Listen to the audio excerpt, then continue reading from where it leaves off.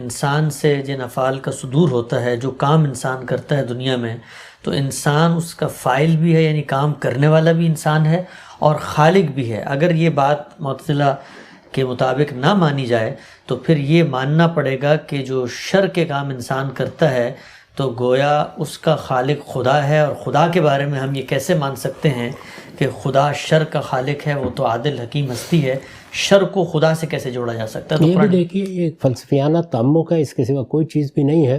اللہ تعالیٰ نے مختلف مخلوقات بنائی ہیں، ان مخلوقات کے اندر کچھ اوصاف و صفات رکھے ہیں، ان کی ایک شخصیت بنائی ہے۔ انسان کو بنایا ہے تو انسان کو ارادہ و اختیار دیا ہے۔ ارادے اور اختیار کا جب وہ استعمال کرے گا تو یہ ضروری ہے کہ آزادی کے ساتھ کرے۔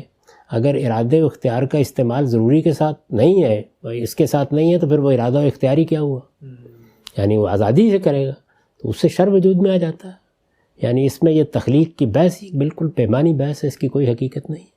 میں خدا کی تخلیق ہوں، اور جب میں خدا کی تخلیق ہوں تو ظاہر بات ہے کہ جو صفات میرے اندر رکھی گئی ہیں، جو صلاحیتیں میرے اندر رکھی گئی ہیں، مجھے جیسی شخصیت دی گئی ہے اس کا ظہور ہوگا۔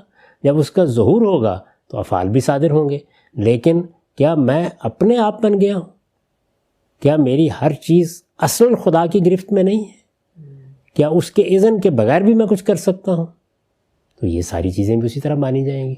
تو یہ وہی طریقہ ہے کہ آپ اصل میں ذات خداوندی کے افعال کو اپنے افعال پر قیاس کر لیتے ہیں۔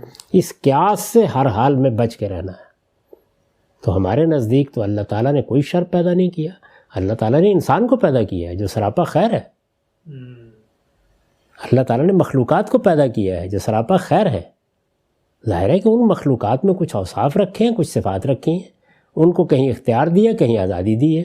اس اختیار اور آزادی کا اگر وہ استعمال نہیں کریں گے تو پھر تو اینٹ پتھر ہو گئے، اس کے نتیجے میں بہت سی چیزیں پیدا ہوں گی۔ لیکن ہم سے جب ہم یہ کہتے ہیں کہ اللہ میاں نے ہمیں امتحان میں ڈالا، اللہ تعالیٰ فرماتے ہیں کہ میں تاکہ آزماؤں کہ کون بہتر عمل کرتا ہے، تو اب جو اسکیم آف لائف ہے اس کے اندر اللہ تعالیٰ نے مجھے مثلا ایک گھر میں پیدا کیا ہے، میرے ارد گرد ظلم بھی ہو رہا ہے، تو میرے لیے تو اصل میں وہ جو شر جس میں مجھے امتحان میں ڈالا گیا اس کا خالق تو پھر خدا ہی ہوا نا؟ نہیں، وہ کون سا شر ہے؟ وہ تو مصیبتیں اور تکلیفیں ہیں، وہ یہ شر نہیں ہے۔ اخلاقی معاملات کا شر اور چیز ہے۔ جو تکلیف آتی ہے، مصیبت آتی ہے، عربی زبان میں اصل میں خیر و شر کے الفاظ اس کے لیے بھی استعمال ہوتے ہیں۔ یہ جو ایک حدیث میں آیا ہے کہ والقدر خیر ہی و شر ہی من اللہ تعالیٰ، تو وہاں خیر و شر سے مراد یہ اخلاقی خیر و شر نہیں ہے، وہاں پر مصیبتیں، تکلیفیں، اللہ کی نعمتیں وہ مراد ہیں۔ تو عربی زبان میں خیر اور شر کے الفاظ جس طرح اس مقصد کے لیے استعمال ہوتے ہیں اس کے لیے بھی استعمال ہوتے ہیں۔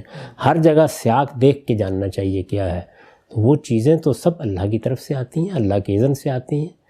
ان میں شر کا کیا سوال ہے؟ یہ وہ شر ہی نہیں ہے، وہ مصیبت کے معنی میں، تکلیف کے معنی، آزمائش کے معنی میں ہے، اس مفہوم میں۔ تو یہ ہم سے بھی جو چوری، قتل اور زنا اور ریپ، اس طرح کے جو جرائم جس کا صدور انسان سے ہوتا ہے، تو اس کے بارے میں ہم کیا کہیں گے کہ یہ سارے افعال انسان نے خود ہی ایجاد کر لیے ارادے اختیار کی آزادی کے نتیجے؟ یہ لفظی ٹھیک نہیں، ایجاد کر لی، یعنی انسان کو ارادہ اور اختیار کی آزادی دی گئی ہے، اس لیے وہ آزادی سے افعال کو انجام دے گا۔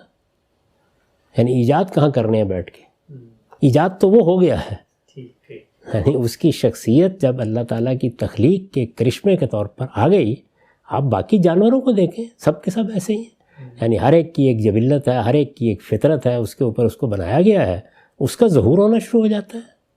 تو اس بحث کو اس سادہ جگہ پہ رکھنا چاہیے۔